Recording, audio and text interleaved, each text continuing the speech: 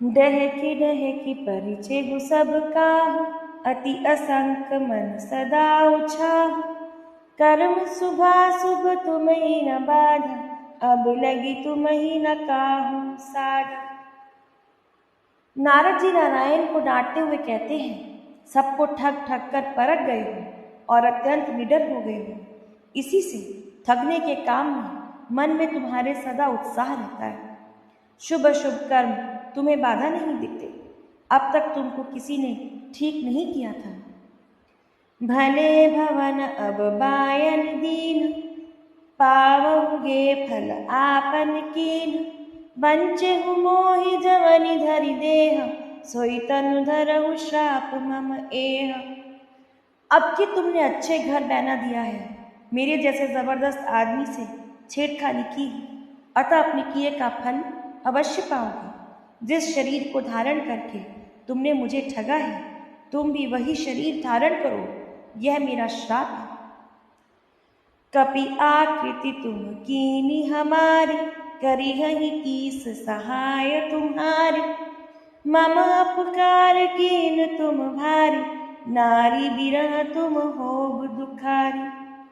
तुमने हमारा रूप बंदर जैसा बना दिया था, इसीलिए बंदर ही तुम्हारी सहायता करेंगे। मैं जिस स्त्री को चाहता था उससे मेरा वियोग कराकर तुमने मेरा बड़ा अहित किया है, इसलिए तुम भी स्त्री के वियोग में दुखी रहोगे। श्राप शीश धरि हरषिय, प्रभु वही विनती कीन।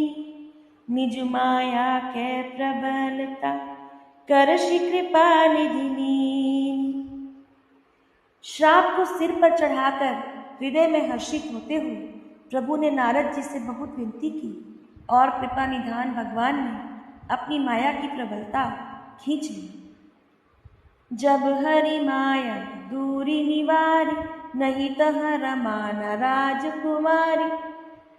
तब मुनि अति सबीत हरि चरण, गहे पाहि प्रणतारति हरण। तब भगवान ने अपनी माया को हटा लिया। तब वहां ना लक्ष्मी जी रह गई, ना राजकुमारी।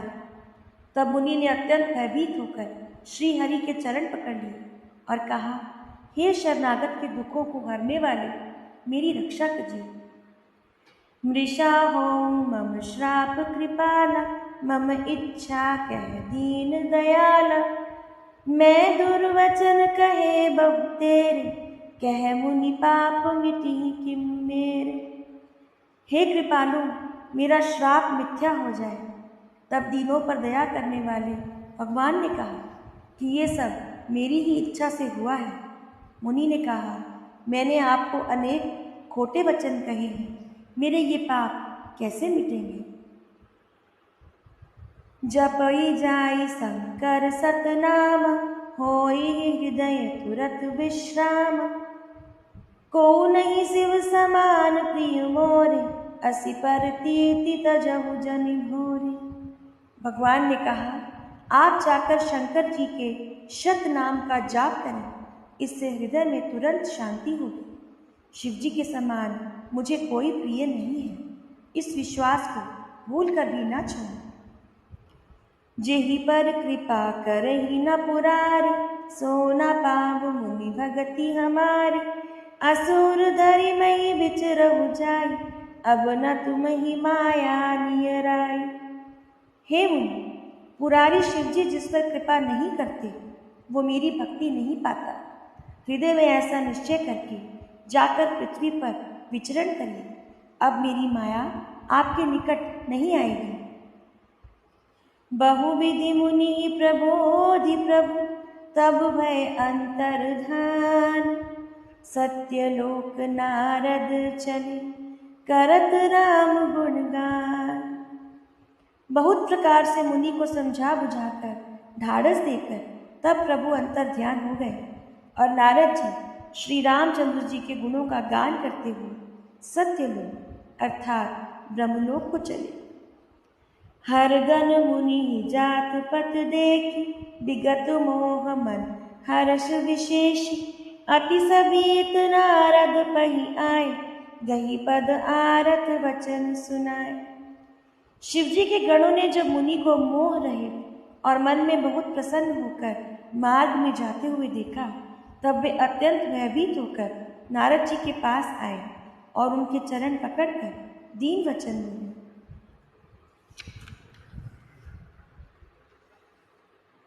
हर गन हम न विप्र मुनि राय, बड़ अपराध कीन फल पाया। श्राप अनुग्रह करहु कृपाला, बोले नारद दीन दयाल। हे मुनिराज, हम ब्राह्मण नहीं हैं, शिव जी के गण हैं। हमने बड़ा अपराध किया, जिसका फल हमने पा लिया। हे कृपालु, अब अपना श्राप दूर करने की कृपा करिए। दीनों पर दया करने वाले नारद जी ने कहा, निशिचर जाई होहु तुम दो, वैभव विपुल तेज बल हो। भुजबल विश्व जितब तुम जहिया, धरि हई विष्णु मनुज तन तहिया।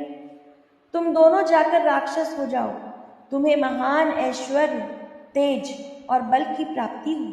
तुम अपनी भुजाओं के बल से जब सारे विश्व को जीत लोगे, तब भगवान विष्णु मनुष्य का शरीर धारण करेंगे। समर मरण हरि हाथ तुम्हारा, होई हऊ मुकुट न पुनि संसार। चले जुगल मुनि पद सिर नाई, भये निशाचर काल ही पाए। युद्ध में श्री हरि के हाथ से तुम्हारी मृत्यु होगी, जिससे तुम मुक्त हो जाओगे और फिर संसार में तुम्हें कभी जन्म नहीं लेना पड़ेगा। वे दोनों मुनि के चरणों में सिर नवाकर चले और समय आने पर राक्षस हो गए। एक कलप ही हेतु प्रभु, नील मनुज अवतार। सुर रंजन सज्जन सुखद, हरि भंजन भुवि भार। देवताओं को प्रसन्न करने वाले, सज्जनों को सुख देने वाले और पृथ्वी का भार हरण करने वाले भगवान ने एक कल्प में इसी कारण मनुष्य का अवतार लिया था। एहि विधि जन्म करम हरि केरे, सुंदर सुखद विचित्र घनेरे। कलप कलप प्रति प्रभु अवतरे, चारु चरित नाना विधि करे। इस प्रकार भगवान के अनेकों सुंदर, सुखदायक और अलौकिक जन्म और कर्म हैं। प्रत्येक कल्प में जब जब भगवान अवतार लेते हैं और नाना प्रकार की सुंदर लीलाएं करते हैं, तब तब कथा मुनि सन गाई, परम पुनीत प्रबंध बनाई। विविध प्रसंग अनूप बखानी, करही न सुनी आचरज सयान।